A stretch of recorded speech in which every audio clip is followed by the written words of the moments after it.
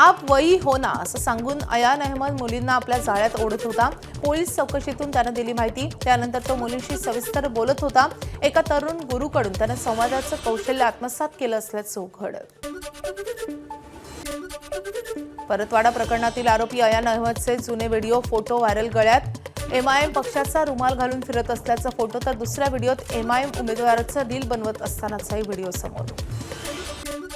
अमरावतीच्या परतवाड्यातील महिला लैंगिक अत्याचार प्रकरणी आणखी 10 जणांची चौकशी। शहरातील विविध भागातून 10 जणांना चौकशीसाठी ताब्यात घेतल्याची माहिती। आरोपी अयान अहमदनं ज्या फ्लॅटमध्ये मुलींवर अत्याचार केला त्या फ्लॅटच्या मालकाची ही चौकशी।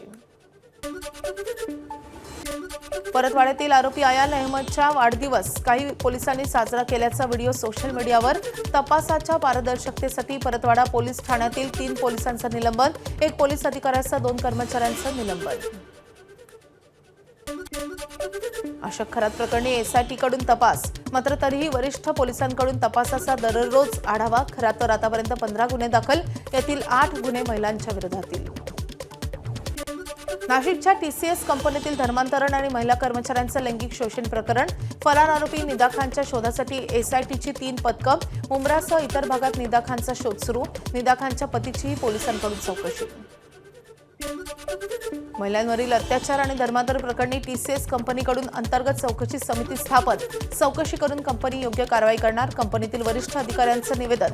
पोलीस चौकशीलाही सहकार्य करण्याची ग्वाही। राष्ट्रीय महिला आयोगाचं पथक आज चौकशीसाठी नाशिकमध्ये। टीसीएस प्रकरणात होणार चौकशी। घटनास्थळी जाऊन केली जाणार पाहणी। महिला अत्याचार धर्मांतरण मुद्द्यांचा आढावा घेणार, तसेच पीडितांच्या तक्रारी थेट ऐकून नोंदीही केल्या जाणार। अकबर बादशहानं अनेक महिलांचं आयुष्य उद्ध्वस्त केलं। 1 लाख खरात एकत्र आले तर 1 अकबर तयार होईल। नांदेडमधील कार्यक्रमात शरद वंशी यांचं विधान। मुघल आझम सिनेमा बनवला जातो, त्या मुघल आझम मध्ये अकबर किती सिक्युअर होता हे दाखवण्यासाठी त्यामध्ये अस्तित्वातच नसलेलं एक जोधा नावाचं पात्र उचललं। असे 1 लाख खरात एकत्र केले तर 1 अकबर होईल। मुंबईच्या नेस्को सेंटरमधील ड्रग्ज पार्टीनंतर मुंबई पोलीस अलर्ट मोडवर। मुंबईत होणाऱ्या कॉन्सर्टवर पोलिसांचं विशेष लक्ष। शिवडीत होणाऱ्या कॉन्सर्टला 20,000 जण उपस्थित राहणार असल्याची माहिती। पोलिसांचं साध्या गणवेशात राहणार कॉन्सर्टवर लक्ष। मुंबईत फळ विक्रेत्याचा दुहेरी खेळ। कांदिवलीतून फळांची चोरी करून मीरा रोडला विक्री। आरोपी रवी चौरसिया पोलिसांच्या ताब्यात। रात्री स्टॉल फोडून महागडी फळे पळवत होता। ऑटो रिक्षातून चोरीच्या मालाची वाहतूक। आतापर्यंत लाखाहून अधिक फळांची चोरी। ऑर्केस्ट्रा बारच्या नावाखाली सुरू असलेल्या डान्स बारवर सोलापूर ग्रामीण पोलिसांची कारवाई। 3 डान्स बारमधून 1,21,00,000चा मुद्देमाल जप्त। 91 जणांवर गुन्हे दाखल। उत्तर सोलापूर तालुक्यातल्या कोंडी, भोगाव आणि बार्शी तालुक्यात कारवाई। डान्सर्स असतात ते जास्त ठेवले होते। नंतर जे वेळेनंतर ते त्यांचं टाइम बंदनंतर ते ऑर्केस्ट्रा बार चालू होता आणि कस्टमर्स इलिगल प्रमाणे काही वागत होते, त्यासाठीच गुन्हा दाखल केलेले आहे। त्या अनुषंगाने 3 गुन्हा दाखल आहे।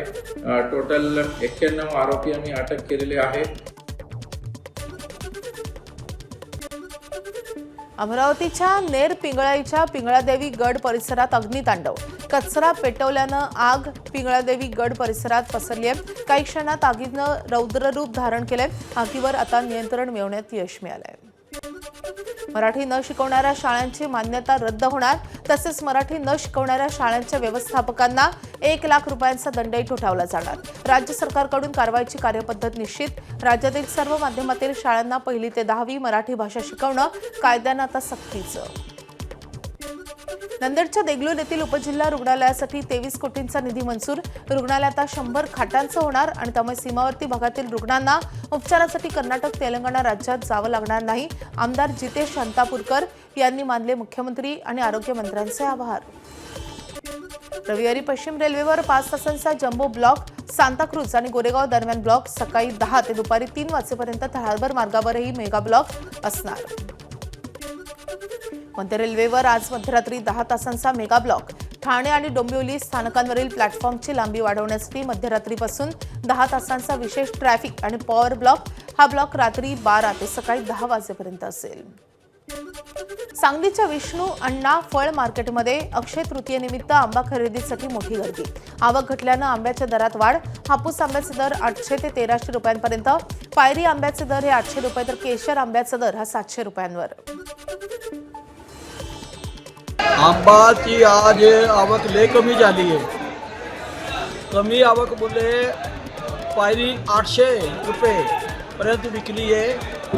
केशर आंबा 700 पर्यंत विकला आहे.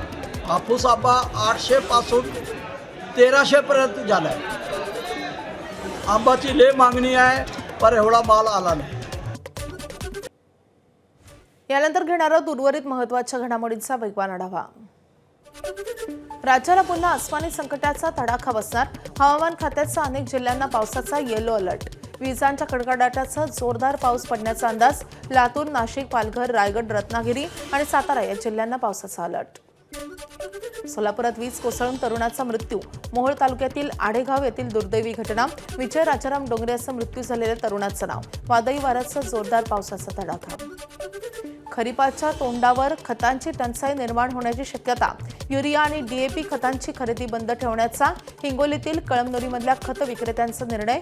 शासनाच्या जाचक अटीमुळे खत विक्रेत्यांचा निर्णय. आपल्या पण खताच्या खरेदी करणाऱ्यांनी त्याप्रमाणे त्यांनी म्हणलेलं आहे. आज आमची त्याच्याबद्दल त्याच्याबरोबर मीटिंग पण आहे. असा कुठलाच जे स्टेप आहे तो त्याच्यामध्ये खताचं जे आहे ते तुटवडा आला ते जे आहे आम्ही एक्सेप्ट करणार नाही. शेतकऱ्यांना जे आहे ते खताच्या आम्ही कुठल्या प्रमाणे तुटवडा पण येऊ देणार नाही.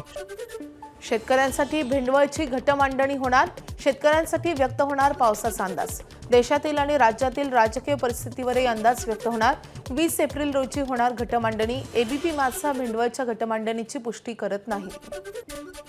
उष्णतेच्या लाटेमुळे नागपुरात आज प्राथमिक शाळा ते महाविद्यालयांना सुट्टी. नागपूरचा पारा 43 अंशांच्या घरात. आणखी वाढ होण्याच्या शक्यतेमुळे शाळा महाविद्यालयांना सुट्टी. जळगावमध्ये सूर्याचा प्रकोप. पिण्याचं पाणी मिळत नसल्यानं मुक्या जनावरांचे हाल. प्राण्यांना पिण्याच्या पाण्याची व्यवस्था करण्यासाठी 1000 जलकुंडांचं वाटप. सामाजिक कार्यकर्ते रमेश मुनोत यांचा पुढाकार. धाराशिवमधील नाट्यगृहासाठी मागितले 2.5 कोटी, मात्र उपमुख्यमंत्री एकनाथ शिंदे यांनी दिले 5 कोटी. अखिल भारतीय नाट्य परिषदेनं फटाके फोडत आनंद केला साजरा. धाराशिव शहरात लागले एकनाथ शिंदे यांनी घोषणा केलेल्या JRचे बॅनर.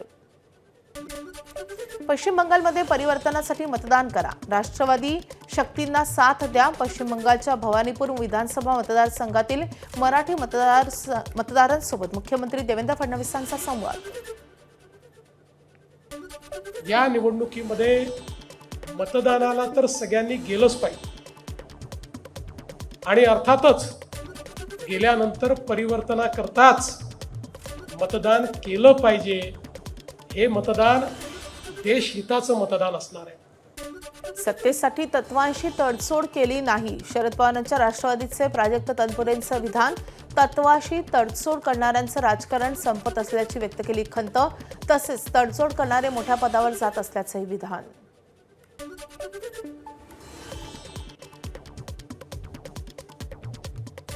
शेवट काय होतो? एकनाथ शिंदे साहेब गेले त्यावेळेस खूप राज्यात नॅरेटिव्ह होतं 50 कोटी एकदम okay.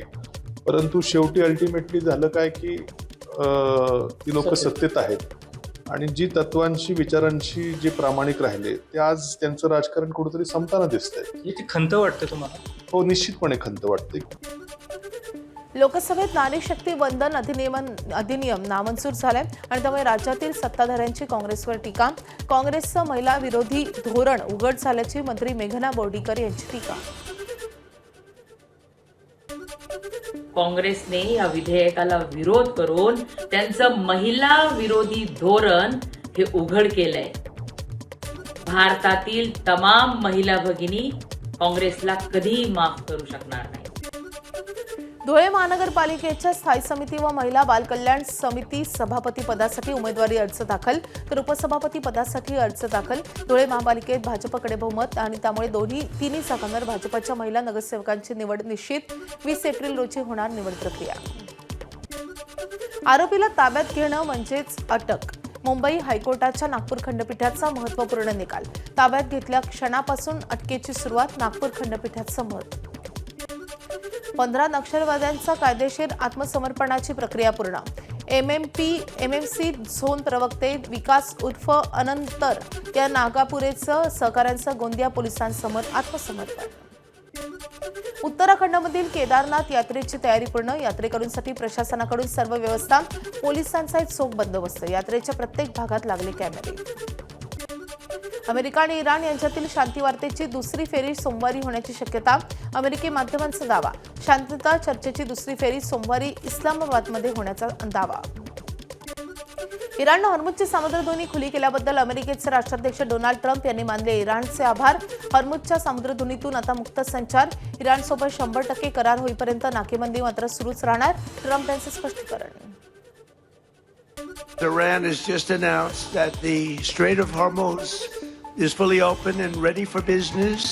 Will remain in full force and effect as it pertains to Iran until such time as our transaction with Iran is 100% complete and fully signed. हॉर्मुझची सामुद्रधुनी खुली केली तरीही इराणचाच अधिकार. नाकेबंदी कायम ठेवाल तर हॉर्मुझ बंदच राहील. इराणी संसदेचे अध्यक्ष मोहम्मद बागेर गलिफाफ यांचा इशारा. इराणच्या अधिकाराखाली हॉर्मुझच्या सामुद्रधुनीतून 20 जहाजांची ये-जा. सेलेस्टियन डिस्कवरी क्रूज या पहिल्या प्रवासी जहाजाचा देखील समावेश. दुबईहून ग्रीसच्या पर्यटन सफारीवर निघालं होतं क्रूज.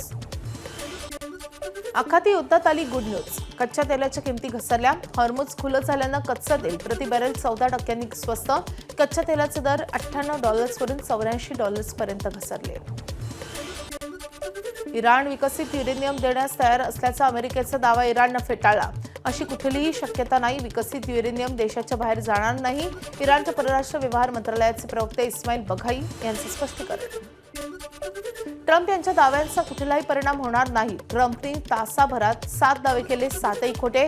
इराणच्या संसदेचे प्रवक्ते मोहम्मद गलिबाफ यांची टीका. अमेरिकेनं युद्ध जिंकलं नसल्याचे स्पष्टीकरण.